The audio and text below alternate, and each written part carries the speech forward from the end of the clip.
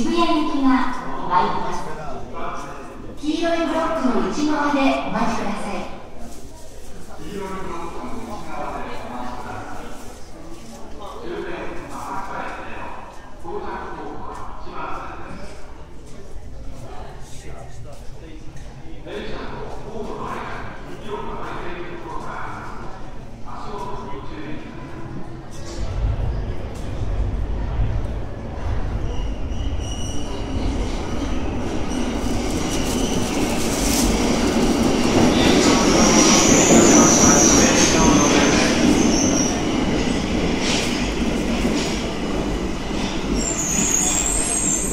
この車内は車道をご注意ください。黄色いブロックの内側でお待ちください。電車とホームの間に広く空いているところがありますので、足元にご注意ください。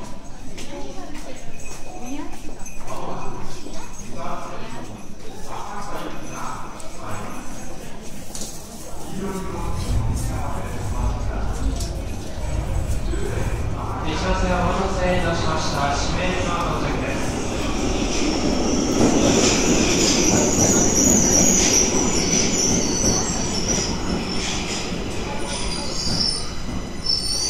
この車内は足元をご注意ください。